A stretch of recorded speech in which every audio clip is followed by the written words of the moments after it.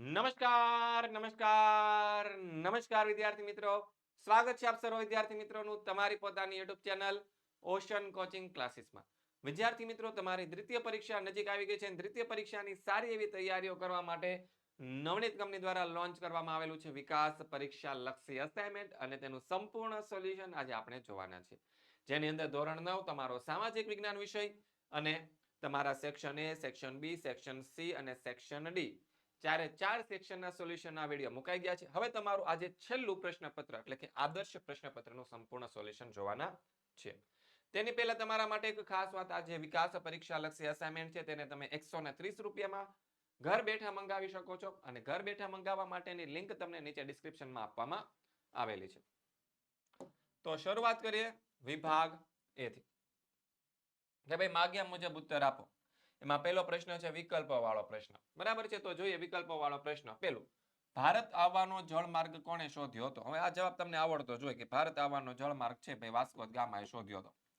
તો જવાબ એ જ આવશે, વાસ્કો દ ગામા. પછી બીજું, કયું આચરણ ભારતનું સામાજિક કલંક ગણાય છે? તો કયું આચરણ સામાજિક કલંક ગણાય? તો કે ભાઈ અસ્પૃશ્યતાનું જે આચરણ છે તે સામાજિક કલંક ગણાય છે. તો જવાબ આવશે અસ્પૃશ્યતા. પછી ત્રીજો સવાલ, ગુજરાતમાં ઓક્ટોબર હીટ કયા નામ પરિસ્થિતિ કયા નામે જાણીતી છે? ભાઈ ઓક્ટોબર હીટ છે એ ભાદરવી તાપના નામે જાણીતી છે. તો જવાબ આવશે ભાદરવી તાપ. ત્યારબાદ જોઈએ વિશ્વ ઓઝોન દિવસ ક્યારે ઉજવાય છે? તો કે 16 સપ્ટેમ્બરે ઉજવવામાં આવે છે. તો જવાબ આવી ગયો 16 સપ્ટેમ્બર. વિદ્યાર્થી મિત્રો, તમારે દ્વિતીય પરીક્ષાની ખૂબ સારી એવી તૈયારીઓ કરવી હોય તો એના માટે શંખનાદ પેપર સિરીઝ છે તમારા માટે લોન્ચ કરવામાં આવેલા છે, જેની અંદર મોસ્ટ આઈએમપી પેપર તમારા માટે તૈયાર કરવામાં આવેલા છે ધોરણ 9 અને ધોરણ 10 ના વિદ્યાર્થીઓ માટે. શું શું આવશે? બ્લુપ્રિન્ટ મુજબ તૈયાર કરેલું હશે, દ્વિતીય પરીક્ષા માટે મોસ્ટ આઈએમપી હશે, દરેક વિષયના પ્રશ્નપત્ર હશે, દરેક પ્રશ્નપત્રનું પીડીએફ સોલ્યુશન હશે, અને દરેક પ્રશ્નપત્રનું વિડીયો સોલ્યુશન પણ હશે. જે પીડીએફ સોલ્યુશન છે તે તમને આપણી એપ્લિકેશન ઓશન કોચિંગ ક્લાસીસમાં મળી જશે, અને વિડીયો સોલ્યુશન તમને આપણી યુટ્યુબ ચેનલમાં મળી જશે. આગળ વધીએ કે યોગ્ય વિકલ્પ પસંદ કરી ખાલી જગ્યા પૂરો. ઇંગ્લેન્ડ અને ચીન વચ્ચે ખાલી જગ્યામાં ચીનનો પરાજય થયો હતો. તો ઇંગ્લેન્ડ અને ચીન વચ્ચે અફીણ વિગ્રહો થયા હતા, એમાં ચીનનો પરાજય થયો હતો. બ્રિટિશ શાસન સમયે ખાલી જગ્યા સૌથી મોટો પ્રાંત હતો. તો ભાઈ બંગાળ હતો, બ્રિટિશ શાસન સમયે મોટો પ્રાંત હતો, અને બંગાળના ભાગલા છે લોર્ડ કર્ઝને પાડ્યા હતા. પછી ગુજરાતમાં ખાલી જગ્યા ધારાસભા નથી. ભાઈ ગુજરાતમાં દ્વિગૃહી ધારાસભા નથી, એક જ ગૃહ છે વિધાનસભા, વિધાન પરિષદ નથી. ભારતમાં પક્ષીઓની આશરે ખાલી જગ્યા આજે પ્રજાતિઓ છે? તો કે 1230 પ્રજાતિઓ છે. પછી આગળ, નીચેના વિધાનો ખરા છે કે ખોટા તે જણાવો. તે મફત કાનૂની સત્તા સેવા મંડળ કચેરીનું વડું મથક ગાંધીનગરમાં આવેલું છે. તો આ વિધાન ખોટું છે. કેમ ખોટું છે? તો કે ભાઈ ગાંધીનગરમાં નથી આવેલું. ક્યાં આવેલું છે? તો કે અમદાવાદમાં આવેલું છે. ક્યાં આવેલું છે? અમદાવાદમાં આવેલું છે. પછી કૃષ્ણા નદીને દક્ષિણની ગંગા કહેવાય છે? તો કે નહીં, આ વિધાન પણ કેવું છે? ખોટું છે. કેમ ખોટું છે? તો કે દક્ષિણની ગંગા છે કૃષ્ણા નદી નથી કહેવાતી. કઈ નદીને કહેવાય છે? તો કે ભાઈ ગોદાવરી નદી જે છે, કઈ નદી છે? ગોદાવરી નદી જે છે એને દક્ષિણની ગંગા કહેવામાં આવે છે. 21 જૂને સૂર્યના કિરણો મકર ઋતુ પર લંબ પડે છે? તો કે નહીં, મકર ઋતુ પર નથી પડતા. ક્યાં પડે છે? તો કે કર્ક ઋતુ પર પડે છે. ક્યાં ઋતુ પર પડે છે? કર્ક ઋતુ પર લંબ પડે છે. તો વિધાન કેવું છે? ખોટું ખોટું ખોટું. પછી આગળ જોઈએ જોડકા જોડો. તો રશિયા રચેલું લશ્કરી સંગઠન છે એ હતું વર્ષો કરાર, અને બંધારણ આત્મા સમાન કયો છે? તો કે બંધારણીય ઇલાજોનો હક છે. બસ આવી ગયો આપણો આ જવાબ. ત્યારબાદ આગળ વધીએ. જય હિન્દનું સૂત્ર કોણે આપ્યું હતું? સિમ્પલ સવાલ છે, સુભાષચંદ્ર બોઝે આપ્યું હતું. બીજો સવાલ, ભૌગોલિક દ્રષ્ટિએ ભારત કયા ગોળાર્ધમાં આવેલો છે? ઉત્તર ગોળાર્ધ કે દક્ષિણ ગોળાર્ધ? તો ઉત્તર ગોળાર્ધ આવશે. બરાબર છે. આગળ વધીએ. વિભાગ બી ના પ્રશ્નો તમારા માટે 2 ગુણના પ્રશ્ન. એમાં પહેલો સવાલ છે કે વૈશ્વિક મહામંદીનું સર્જન શામાંથી થયું હતું? તો ભાઈ જવાબ આવશે વિશ્વના મોટા ભાગના રાષ્ટ્રો પર વૈશ્વિક મહામંદીની અસરો થઈ. શેમાંથી થયું હતું? તો કે વિશ્વની મહાસત્તા ગણાતા ગ્રેટ બ્રિટને પોતાનો ચલણ પાઉન્ડ સામે છે અનામત રૂપે સોના રાખવાની નીતિ હતી ત્યજવી પડી, અને ગ્રેટ બ્રિટનના પગલાની અસર વિશ્વના અન્ય રાષ્ટ્રો પર પણ પડી. અમેરિકા જેવા સમૃદ્ધ રાષ્ટ્રમાં આર્થિક મંદીનું મોજું ફરી વળ્યું, અને અમેરિકામાં અનેક કારખાનો તેમજ ઉદ્યોગ ધંધા હતા એ બંધ પડી ગયા. અમેરિકામાં લાખો કામદારો હતા એ બેકાર થયા. વૈશ્વિક મંદી અમેરિકાની અર્થવ્યવસ્થાને નબળી પાડી અને દેશની આર્થિક સ્થિતિને કથળતી અટકાવવા અમેરિકાએ કડક નિયંત્રણો લાદવા પડ્યા અને વિશ્વના આંતરરાષ્ટ્રીય વેપાર ઉદ્યોગો મંદીની અસર નીચે આવ્યા અને વિશ્વનો વેપાર ઘટીને અડધો થઈ ગયો. એના આ બધા કારણો હતા. પછી નીચેના પારિભાષિક શબ્દોની સંકલ્પના સમજાવો. પેલું છે સવિનય કાનૂન ભંગ એટલે શું? તો કે સરકારના અન્યાય કાયદાનો શાંત, અહિંસક અને વિનય સાથે છડેચોક ભંગ કરવો. તેને શું કહેવાય? તો કે સવિનય કાનૂન ભંગ. બીજું છે ફોરવર્ડ બ્લોક. તો કે સુભાષચંદ્ર બોઝના વિચારોને ગાંધીજીના વિચારો સાથે ખાસ મેળ બેસતો નહોતો. આથી ગાંધીજી સાથે મતભેદ થતા સુભાષચંદ્ર બોઝે કોંગ્રેસ છોડી દીધી અને ફોરવર્ડ બ્લોક નામના નવા પક્ષની સ્થાપના કરી. ત્રીજું છે સંસદીય પદ્ધતિ. યુએસએમાં પ્રમુખ પદ્ધતિની લોકશાહી છે. સંસદીય પદ્ધતિ એટલે કે શાસન પદ્ધતિમાં સંસદ દ્વારા લોકોના ચૂંટાયેલા પ્રતિનિધિઓની બનેલી સંસદ અને ભારતમાં સંસદીય પદ્ધતિમાં લોકશાહી છે. કારણ આપો. ક્યુબાની કટોકટીને ઠંડા યુદ્ધના અંતના આરંભ તરીકે ગણવામાં આવે છે. તો કે અમેરિકાની દક્ષિણ પશ્ચિમે આવેલો સામ્યવાદી શાસન પ્રથા ધરાવતું ક્યુબાની નાકાબંધી અમેરિકા ઈસવીસન 1961 અને 62માં જાહેર કરી. અમેરિકાના આક્રમણના ભયથી ક્યુબાનું રક્ષણ કરવા માટે સોવિયત યુનિયને પરમાણુ શસ્ત્રોથી સજ્જ મિસાઇલ વાળા વહાણ કેરેબિયન સમુદ્રમાં મોકલ્યા, જેથી સોવિયત યુનિયને પોતાનો વહાણ પાછા વાળવાનો વિચાર. અને પછી આ મુદ્દો અહીંયા આવશે કે બંને દેશોના વડા વચ્ચે છે સૌ પ્રથમવાર હોટલાઇન પર વાતચીત થઈ, જેથી સોવિયત યુનિયને પોતાના વહાણ પાછા વાળવાનો વિચાર કરી વહાણ પાછા વાળ્યા અને બંને વચ્ચે યુદ્ધની ઘટના ટળી ગઈ. આ ઘટનાને ક્યુબાની કટોકટી તરીકે ઓળખવામાં આવે છે. અને બંને મહાસત્તાએ પરમાણુ શસ્ત્રનો ઉપયોગ ન કરી માનવ કલ્યાણનું કાર્ય કર્યું. આથી જ ક્યુબાની કટોકટી છે એ ઠંડા યુદ્ધના અંતના આરંભ તરીકે ઓળખવામાં આવે છે. ત્યારબાદ આગળ વધીએ. આગળનો પ્રશ્ન.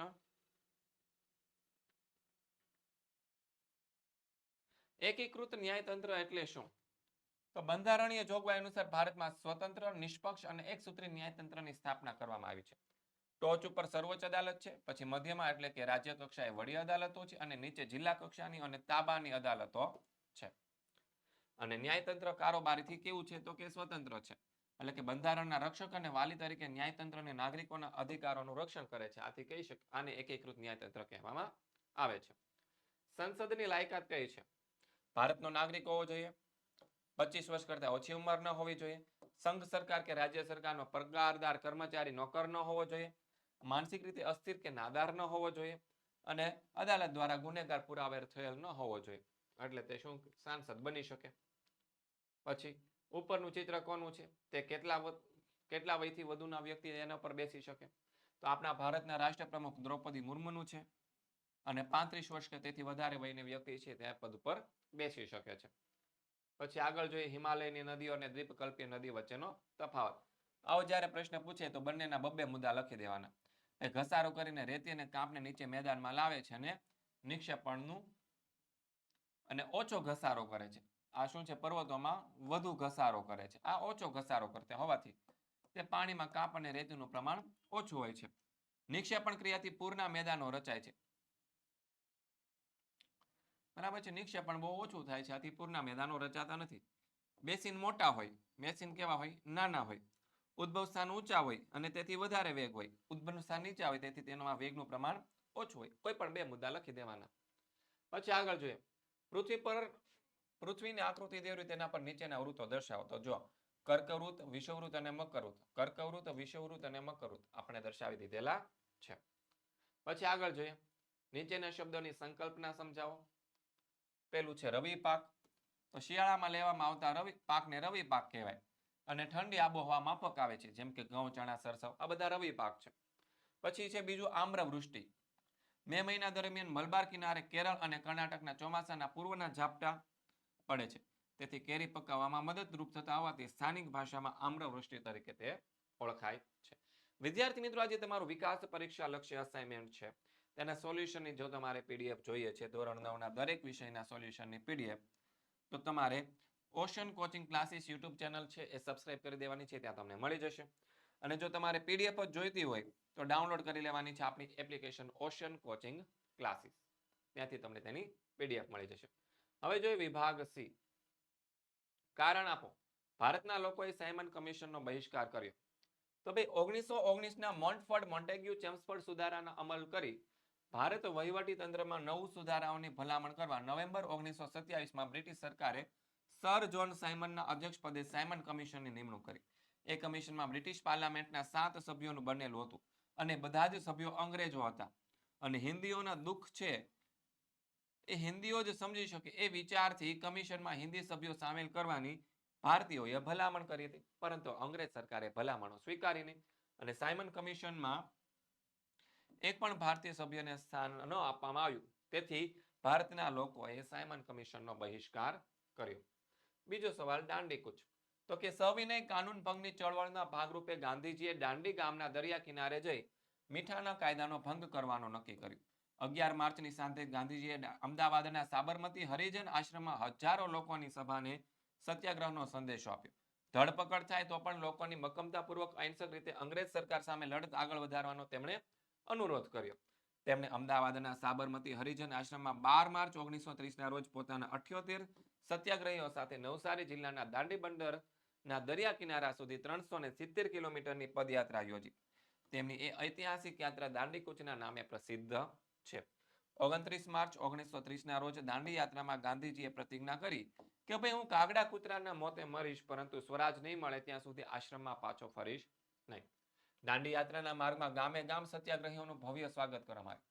દરેક ગામમાં ગાંધીજી સભા યોજીને લોકોને જાગૃત કરવા માટે મીઠાનો અન્યાયી કાયદા વિશે, સવિનય કાનૂન ભંગ અને સત્યાગ્રહ વિશે સમજાવતા. ગાંધીજી તેમના સાથીઓ 24 દિવસની પદયાત્રા બાદ 5 એપ્રિલ 1930ના દિવસે દાંડી પહોંચ્યા. 6 એપ્રિલ 1930ના રોજ સૂર્યોદય સમયે ગાંધીજીએ દાંડીના દરિયા કિનારે અગરમાંથી મુઠ્ઠી મીઠું લઈ અને મીઠાના કાયદાનો ભંગ કર્યો અને ધરપકડ વહોરી લીધી. ગાંધીજીએ ગગનભેદી અવાજે જણાવ્યું કે મેને નમક કા કાનૂન તોડ દિયા. તેને ત્યાં ઉપસ્થિત જનતાને સંબોધતા કહ્યું કે હું બ્રિટિશ સામ્રાજ્ય રૂપી ઇમારતના પાયામાં લૂણો લગાડું છું. અને દાંડીકૂચ ભારતના લોકોમાં અપૂર્વ જાગૃતિ, અપાર શ્રદ્ધા, ચેતના, એકતા જગાવવાનું અદ્ભુત કાર્ય કર્યું અને સમગ્ર દેશમાં મીઠાના કાયદાના ભંગ કરવાના સત્યાગ્રહો થયા. શ્રી મહાદેવભાઈ દેસાઈ દાંડીકૂચને ગૌતમ બુદ્ધના મહાભિનિષ્ક્રમણ સાથે સરખાવે છે. 27મો સવાલ, શસ્ત્રીકરણ અને નિશસ્ત્રીકરણ. પેલું જોઈએ શસ્ત્રીકરણ. તો કે ઠંડા યુદ્ધના તબક્કા દરમિયાન બંને મહાસત્તાઓ વચ્ચે વિશ્વ પર પોતાનો પ્રભાવ અને પ્રભુત્વ જમાવવા માટે વિવિધ પ્રકારના સંખ્યાબંધ સહારક શસ્ત્રોનું ઉત્પાદન વધારવાની હરીફાઈ થઈ. અમેરિકાએ સૌથી વધુ સહારક એવા પરમાણુ બોમ્બ બનાવ્યો અને દ્વિતીય વિશ્વયુદ્ધ દરમિયાન ઈસવીસન 1945માં જાપાનના હિરોશીમા અને નાગાસાકી શહેરો પર તેનો ઉપયોગ કર્યો અને અણુશસ્ત્રોમાં પોતાની સર્વોપરિતા સિદ્ધ કરી. એ પછી 4 વર્ષમાં ઈસવીસન 1949માં સોવિયત યુનિયને અણુ અખતરો કરી અણુશસ્ત્ર બનાવવાની પોતાની ક્ષમતા પુરાવાર કરી. એ પછી વિશ્વના અગ્રણી દેશો વચ્ચે પરમાણુ શસ્ત્રો બનાવવાની સ્પર્ધા શરૂ થઈ. 2 મહાસત્તાઓ પછી બ્રિટને પરમાણુ શસ્ત્રો વિકસાવ્યા. એ પછીના દાયકામાં ફ્રાન્સ અને ચીન પરમાણુ શસ્ત્રો વિકસાવી પરમાણુ સત્તાઓ બન્યા. આમ વિશ્વના 5 રાષ્ટ્રો પરમાણુ શસ્ત્રો ધરાવતા રાષ્ટ્ર બન્યા. ચીન સિવાયના 4 રાષ્ટ્રો સંયુક્ત રાષ્ટ્રની સલામતી સમિતિના કાયમી સભ્ય રાષ્ટ્ર હતા. આ 5 રાષ્ટ્રો પાસે પરમાણુ શસ્ત્રો, વિઘાતક રાસાયણિક જૈવિક શસ્ત્રો, હજારો કિલોમીટર દૂર નિશ્ચિત કરેલા લક્ષ્યાંકો પર ફેંકી શકાય તેવા પ્રક્ષેપાસ્ત્ર એટલે કે મિસાઇલના ઉત્પાદનની અદ્યતન ટેકનોલોજીઓ હતી. સમગ્ર મનુષ્ય જાતિનો જ નહીં પરંતુ સમગ્ર જીવસૃષ્ટિનો, આખા જગતનો અનેકવાર વિનાશ કરી શકે તેવા શસ્ત્રોના ભય નીચે વિશ્વ જીવતું હતું. એવા સમયે નિશસ્ત્રીકરણની જરૂરિયાત ઊભી થઈ અને ઈસવીસન 1961-62માં સર્જાયેલી ક્યુબાની કટોકટીની ઘટના પછી અમેરિકા અને સોવિયત યુનિયન અને બ્રિટને પરમાણુ શસ્ત્રોના નિશસ્ત્રીકરણની દિશામાં સૌ પ્રથમ વખત પરમાણુ શસ્ત્રોના ઉત્પાદન, પરીક્ષણ અને પ્રસારણ પર અંકુશ મૂકવા માટે સહમત થયા. આ માટે તેમણે આંશિક પરમાણુ અખતરા સંધિ નામની સંધિ તૈયાર કરી. આ સંધિ એક યા બીજા દેશ પર અણુ અખતરા કરવા પર પ્રતિબંધ મૂકતી હતી. આ સંધિ પર ફ્રાન્સ અને ચીને હસ્તાક્ષર કરવાનો ઇનકાર કર્યો અને 1964માં ચીને અણુ અખતરો કર્યો. બંને મહાસત્તાઓ વચ્ચેના ઠંડા યુદ્ધની તીવ્રતા ઓછી થતા તેમના વચ્ચે સંબંધ સુધારની પ્રક્રિયા શરૂ થતા મહાસત્તાઓએ પરમાણુ શસ્ત્રો પર મર્યાદા મુક્તિ અને તેમાં ઘટાડો કરતી સંધિઓ પર હસ્તાક્ષર કર્યા છે અને ભારતની આ સંધિઓને આવકારી છે, પરંતુ તે હંમેશા સંપૂર્ણ નિશસ્ત્રીકરણની હિમાયત કરે છે. જ્યાં સુધી પરમાણુ શસ્ત્રનું સંપૂર્ણ નિશસ્ત્રીકરણ નહીં થાય ત્યાં સુધી વિશ્વ પરમાણુ શસ્ત્રના જોખમ નીચે મુક્ત બની શકશે નહીં. પછી આગળનો સવાલ છે કે 15 ઓગસ્ટનો દિવસ હતો. નીતા તેના પપ્પાની જોડે બેસીને ટીવી જોઈ રહી હતી. ટીવીમાં વડાપ્રધાન નરેન્દ્ર મોદી છે ભાષણ આપી રહ્યા હતા. નીતાના પપ્પાને નીતાએ પૂછ્યું, વડાપ્રધાન ક્યાંથી ભાષણ આપી રહ્યા છે? દેશના વડાપ્રધાન કઈ રીતે બની શકાય? તો નીતાએ જવાબ આપ્યો કે ભારતનો સ્વાતંત્ર્ય દિન છે. આ દિવસે દર વર્ષે દેશના વડાપ્રધાન છે એ દિલ્હીના લાલ કિલ્લા પરથી ધ્વજવંદન કરે છે અને ત્યાં ઉપસ્થિત જનમેદનીને છે એ પ્રજાજોગ સંદેશ આપવાનું પ્રવચન કરે છે.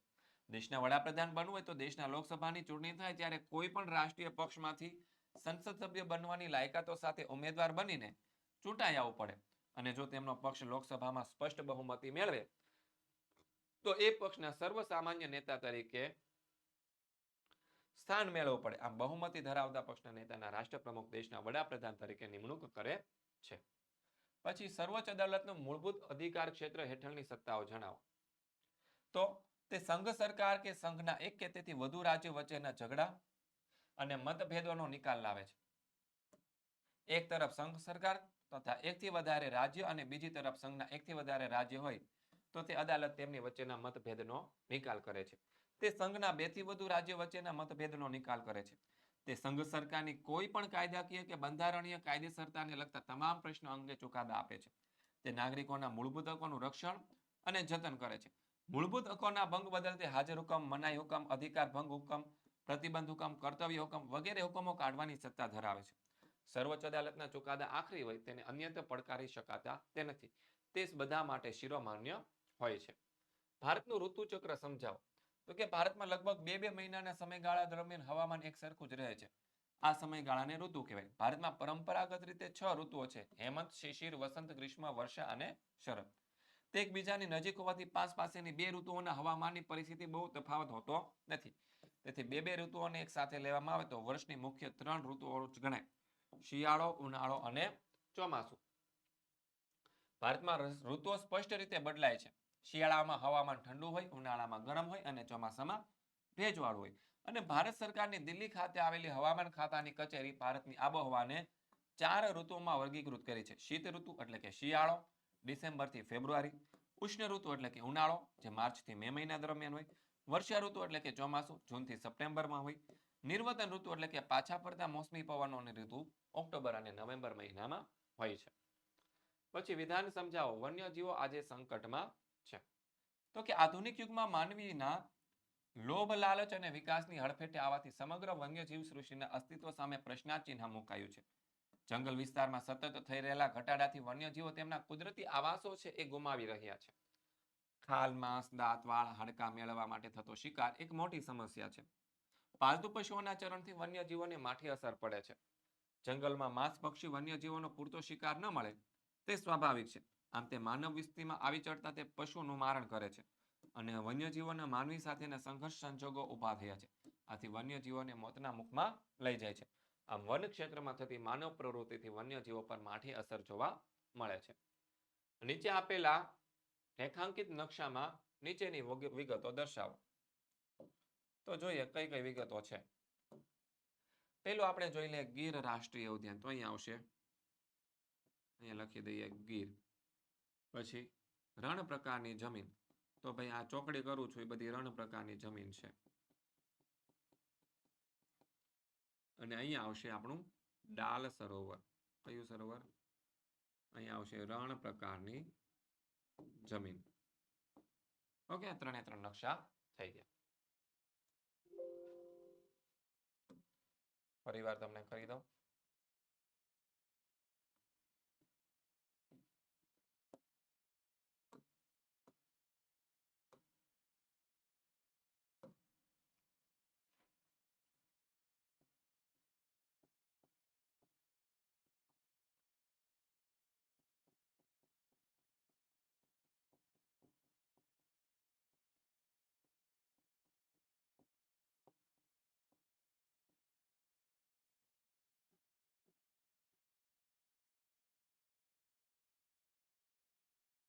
પછી આગળ જોઈએ વિદ્યાર્થી મિત્રો. આગળનો સેક્શન છે સેક્શન ડી. સંયુક્ત રાષ્ટ્ર સંઘમાં રાષ્ટ્રના હેતુઓ જણાવો. તો જોઈએ, વિશ્વમાં આંતરરાષ્ટ્રીય શાંતિ અને સલામતી જાળવવી, શાંતિને અવરોધરૂપ બાબતને અટકાવી કે દૂર કરવી, આક્રમણના કે શાંતિભંગના બનાવોને નાબૂદ કરવા અસરકારક સામૂહિક પગલાં લેવા, દરેક આંતરરાષ્ટ્રીય વિવાદ કે ઝઘડાનો શાંતિમય સાધનો દ્વારા ઉકેલ લાવો, આત્મનિર્ણય અને સમાન હકના પાયા પર વિશ્વના રાષ્ટ્રો વચ્ચે પરસ્પર મૈત્રીભર્યા સંબંધો વિકસાવવા, વિશ્વ શાંતિ જાળવવા માટે યોગ્ય પગલાં ભરવા, જગતના રાષ્ટ્રોની આર્થિક, સામાજિક, સાંસ્કૃતિક કે માનવતાવાદી સમસ્યાઓનું નિરાકરણ લાવવા માટે આંતરરાષ્ટ્રીય સહકાર પ્રાપ્ત કરો, જાતિ, ભાષા, લિંગ કે ધર્મના ભેદભાવ વિના વિશ્વના બધા જ લોકોના માનવ અધિકારો અને મૂળભૂત સ્વતંત્રતાઓ પ્રત્યે આદર ભાવ ઉત્પન્ન કરવો, વિશ્વમાં એકતા, વિશ્વ બંધુત્વની ભાવના વિકસાવી, સંયુક્ત રાષ્ટ્રના ઉદ્દેશો જે છે તેને હાંસલ કરવા માટે કામ કરી રહેલા રાષ્ટ્રના કાર્ય વચ્ચે યુએનએ સુમેળ લાવનાર કેન્દ્ર તરીકે કામ કરવાનું છે. પછી વડી અદાલતના કાર્યક્ષેત્રનું વર્ણન કરો તો 3 અધિકાર ક્ષેત્ર છે. પહેલું મૂળભૂત અધિકાર ક્ષેત્ર, બીજું અપીલ અધિકાર ક્ષેત્ર અને ત્રીજું વહીવટી અધિકાર ક્ષેત્ર. પહેલું જોઈએ મૂળભૂત અધિકાર ક્ષેત્ર. તો કે આ અધિકાર હેઠળ વડી અદાલત તેના અધિકાર ક્ષેત્રમાં આવતી સરકાર, સત્તામંડળ કે વ્યક્તિને મૂળભૂત હકોના ભંગ બદલ થયેલી રીટ અંગે આદેશો આપે છે. તે ચૂંટણીને, કાયદાને તેમજ પ્રવેશ પરીક્ષા સંબંધિત જોગવાઈઓના પડકારતી રીટ પિટિશનો સ્વીકારે અને તેના ચુકાદાઓ પણ આપે. તે કંપનીને લગતા લગ્ન, છૂટાછેડા, ભરણ પોષણ લગતા મુકદ્દમા સાંભળીને ચુકાદા આપે. તમામ દીવાની અને ફોજદારી કેસોમાં નીચલી અદાલતોએ આપેલા ચુકાદા સામેની રીટ અરજીઓ સાંભળે અને તેમના ચુકાદાઓ આપે. અદાલતી તિરસ્કારને લગતા, જમીન મહેસૂલને લગતા, તેની ઉઘરાણીને લગતા, જમીન સંપાદન અને તેના વળતર સંબંધિત દાવાઓ છે એ મુકદ્દમા ચલાવે અને તેના ચુકાદા આપે છે. રાજ્યના નાગરિકોનું મૂળભૂત હકોનું તે રક્ષણ કરે છે. પછી બીજું છે અપીલ અધિકાર ક્ષેત્ર એટલે કે વિવાદી. આ અધિકાર હેઠળ વડી અદાલત તેની તાબાની અદાલતો કે ટ્રિબ્યુનલો વિરુદ્ધ ચુકાદા વિરુદ્ધની અપીલો સાંભળે છે. જિલ્લાની ફોજદારી અદાલત એટલે કે સેશન્સ કોર્ટના ન્યાયાધીશે આરોપીને તેના ગુના માટે 4 વર્ષ કરતા વધારેની સજા કરી હોય એવા ચુકાદા વિરુદ્ધ પક્ષકાર છે વડી અદાલતમાં અપીલ કરી શકે છે. ફોજદારી અદાલત કોઈ આરોપીને તેની નીચેના ફોજદારી અદાલતના ચુકાદા વિરુદ્ધ હત્યાના આરોપસર મૃત્યુદંડની સજા ફરમાવી હોય તેવા કેસોમાં પણ વડી અદાલતમાં ફરિયાદ કરી શકાય છે. અને ટ્રિબ્યુનલના ચુકાદાથી નારાજ થયેલ પક્ષકાર વડી અદાલતમાં અપીલ કરીને ન્યાય મેળવી શકે છે. પછી આગળ જોઈએ કે પોતાના તાબા હેઠળ કોઈ પણ અદાલતમાં નિકાલ થયા વિના પડી રહેલા કેસમાં બંધારણના અર્થઘટન સંબંધી કોઈ પ્રશ્ન રહેલો છે એમ વડી અદાલતને જણાય ત્યારે તે કેસના પોતાની અદાલતમાં તબદીલ કરીને તેનો નિકાલ કરે છે. પછી વહીવટી અધિકાર ક્ષેત્ર. આ અધિકાર હેઠળ વડી અદાલત રાજ્યની બધી અદાલતો, ન્યાય પંચો પર દેખરેખ રાખે તેમજ તેની કામગીરીનું નિરીક્ષણ કરે. જરૂર જણાય ત્યારે વડી અદાલત તાબાની અદાલત પાસેથી કેસ, પેપર્સ કે પત્રકો મંગાવી કેસ ચલાવી શકે. તે તેના તાબા હેઠળની અદાલતોનો વ્યવહાર અને કામગીરીનું નિયમન કરવા માટે નિયમો બનાવી અને મોકલે છે. તાબાની અદાલતોએ તેમના હિસાબો અને નોંધો કેવી રીતે રાખવી તેનું તે માર્ગદર્શન આપે છે. તે બંધારણને આધીન અને સુસંગત રહીને વિવિધ પ્રકારની ફીના ધોરણો અને કોષ્ટકો નક્કી કરે છે. તે રાજ્યપાલને કાનૂની બાબતોમાં પણ સલાહ આપી શકે છે.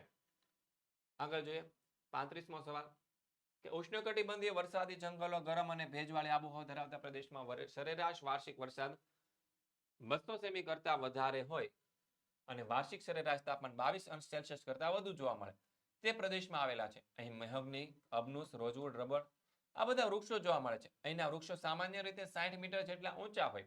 આ જંગલો 12 માસ લીલા રહેતા હોવાથી તેને નિત્ય લીલા જંગલો પણ કહે છે.